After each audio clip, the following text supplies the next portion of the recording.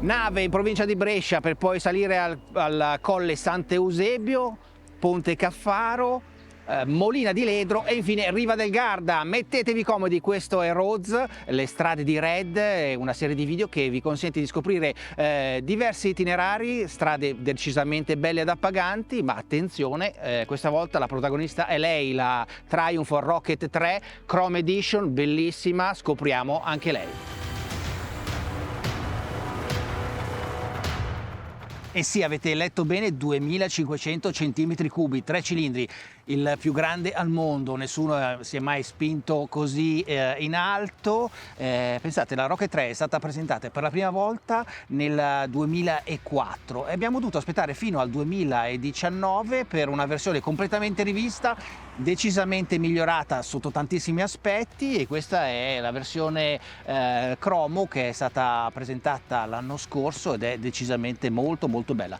Il motore non è solo il più grande in assoluto, ma anche quello che genera il maggior valore di coppia massima, 221 Nm, incredibile, e che dire, insomma, siamo tutti affascinati da questa meccanica, da questa tecnologia.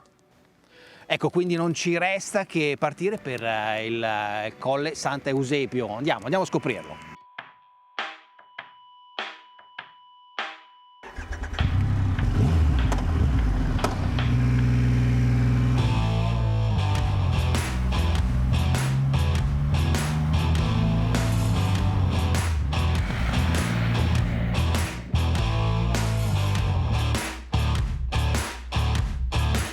Colle Sant'Eusebio, siamo arrivati, questo colle è circa 600 metri sul livello del mare, qua ci sono le famose coste di Sant'Eusebio, è una colle che divide la valle di Chiese con la valle di Garza. È sempre stato un territorio così di passaggio, univa Brescia con Trento, anche in tempi antichi è sempre stata una strada molto battuta, ma in tempi più moderni, infatti lo potete vedere anche in questo momento, ma in tempi più moderni è stato teatro di grandi sfide, ciclisti, motociclisti, automobilisti, tanto che anche il campionato di gare di auto in salita si svolge su queste curve dal tratto rapido, veloci, con dei belli appoggi. E allora come si comporta la Rocket 3? Beh, insomma, a dispetto di quello che uno potrebbe pensare, questa moto è davvero incredibile. Avete notato le gomme? Abbiamo 240 dietro e 150 davanti, gomme enormi. Pensate, questa moto si lascia guidare davvero bene,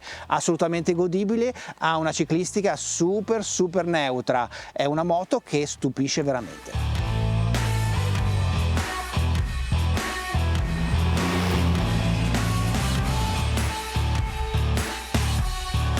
Insomma, non importa che ci siano 291 kg e non importa che l'interasse sia così lungo, 1677 mm, e non importa nemmeno che l'inclinazione del cannotto sia così aperta, 27,9 gradi. La Rocket 3 sembra veramente giocherellare tra le curve. Eh sì, perché il telaio è in alluminio ed è decisamente più leggero rispetto alla primissima versione della Rocket 3. È un telaio bello tosto, ma che riesce a essere decisamente più leggero, e anche il motore era stato alleggerito in tantissime parti. E poi le sospensioni, davanti una bella Showa con steli da 47, naturalmente rovesciati, regolabile nel precarico e nel freno in estensione. Dietro il mono, anche lui Showa, è regolabile naturalmente, e che lavora sul monobraccio, un cardano che ha anche funzione portante. Infatti vedete il monobraccio bellissimo, la ruota dietro è spettacolare, e quindi, che dire, insomma, è un lavoro da parte di Triumph davvero buono. E poi guardate i freni spettacolari, a parte il doppio disco, ok, va bene, ma soprattutto per le pinze Stilema Brembo, quindi il top in assoluto. Su una moto di questo genere non è difficile aspettarsi questo tipo di componentistica, eppure lei ce l'ha.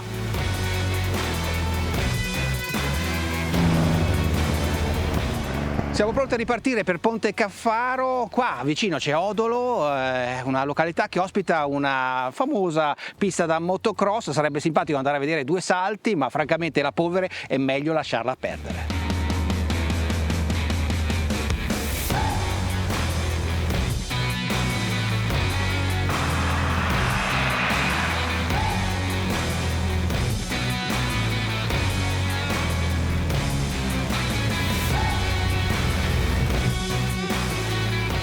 Siamo arrivati quindi a Ponte Caffaro, località frazione di Bagolino, abbiamo costeggiato tutto il lago d'Idro, bella la strada, siamo arrivati in questo luogo particolare perché questo ponte ricorda un po' la storia antica, è un ponte che è sempre stato, diciamo, terra di confine. Qua si è svolta nel 1866 una battaglia famosa, quella appunto del Ponte Caffaro, tra le forze garibaldine e quelle austriache, e poi pensate che fino al 1915 questa era la dogana, quindi insomma terra di confine. E quindi com'è andata questa Rocket 3 fino a qua? Beh, decisamente bene, la ciclistica abbiamo già visto che è assolutamente sopraffina, ma il motore, parliamo un attimo di questo motore. Abbiamo detto appunto che ha una coppia straordinaria, 221 Nm, i cavalli sono 167 e quando si vuole accelerare, caspita, si accelera veramente forte. Quello che è dichiarato dalla casa è meno di 3 secondi sullo 0 a 100, quindi attenzione perché qua la birra è tanta.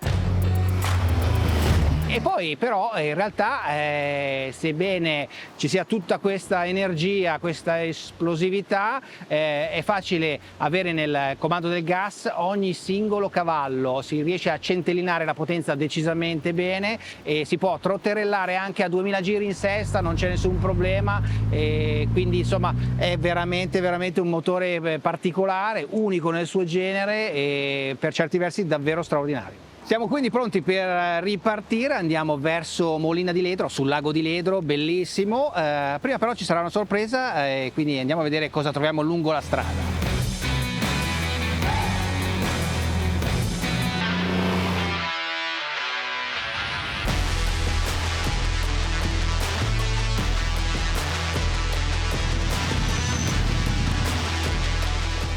Eccoci arrivati qua lungo la strada per vedere le cascate del Palvico, sì, perché è sicuramente un'attrazione interessante, vale la pena fermarsi, fatelo anche voi. Adesso ci facciamo giusto 2 passi, saranno 300 metri e andiamo a scoprire come sono queste cascate. Qua siamo vicini a Storo. Storo è anche famosa per la polenta di Storo, perché è una polenta particolare fatta qua con dei vecchi metodi, tutta ben naturale, quindi insomma anche questa è un'altra particolarità di questi luoghi. Ma adesso ci incamminiamo, andiamo a vedere questa cascata. Ed eccole qua le cascate del Palvico.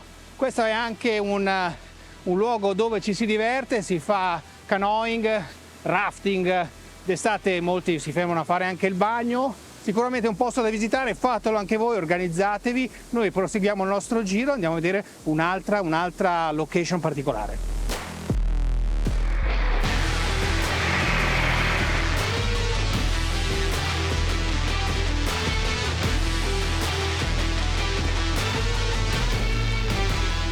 Ed eccola qua la cascata di Ampola, e si tratta di una cascata decisamente carina, sosta obbligata, mi raccomando fatelo anche voi. Qui zona di canyoning, quindi gli appassionati sicuramente la conoscono, chi non la conosce ci venga.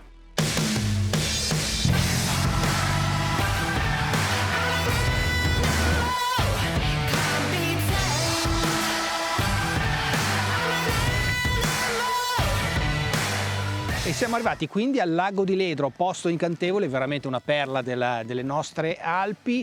E qui a proposito di perle non possiamo non parlare della bellezza di questa moto, perché effettivamente è una delle poche moto che conserva un equilibrio nelle forme, una bellezza dei dettagli, è veramente ben disegnata. Ci sono 1000 piccoli dettagli che ti rendono felice, ti danno quella sensazione di preziosità che francamente raramente si vede su altre moto. Qua le finiture sono perfette in ogni piccolo dettaglio, anche per esempio le pedane per il passeggero sono bellissime, guardate che meraviglia, fatte così che spariscono nel nulla quando non vengono utilizzate. Beh, insomma, diciamo che c'è poco da dire, tutto è veramente molto bello. Bellissima la versione cromo, assolutamente. E poi le dotazioni, anche le dotazioni sono sono di primo livello perché è una moto che ha una piattaforma inerziale, quindi ABS cornering,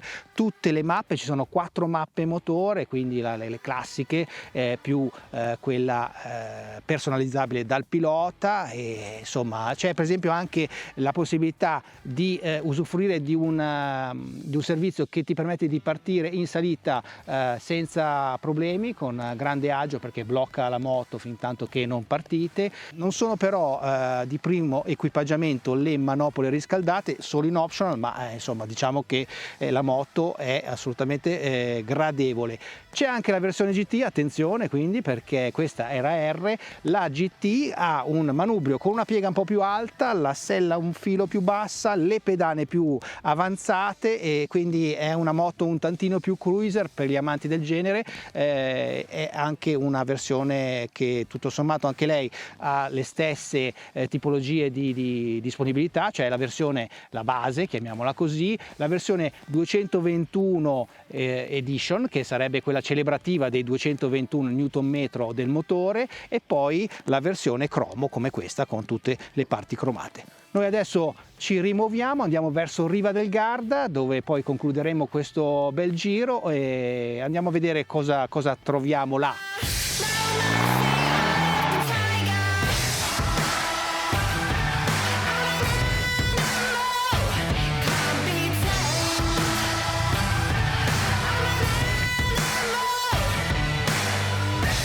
Beh, insomma, siamo arrivati quindi a Riva del Garda, località che non ha bisogno di particolari presentazioni, veramente un gioiello. Qui gli amanti degli sport d'acqua, del windsurf, della vela sanno benissimo che è un luogo assolutamente prezioso, e qua a Vele mi viene da pensare che anche lei va a gonfie vele. Sì, la Rocket 3 si è dimostrata una moto assolutamente vincente e stupisce soprattutto per questo equilibrio ciclistico, per il fatto che uno non penserebbe mai che una moto così di questa mole possa essere così guidabile, eppure lei è così. Di fatto basta che la strada sia un attimino, un pochino più guidata e veloce, lei ti restituisce tanto carattere, una schiena fantastica, un motore davvero brioso e allo stesso tempo vellutato, quindi assolutamente da provare. E trovo che questa soluzione anche delle 2 gomme così grosse alla fine comunque funziona. E noi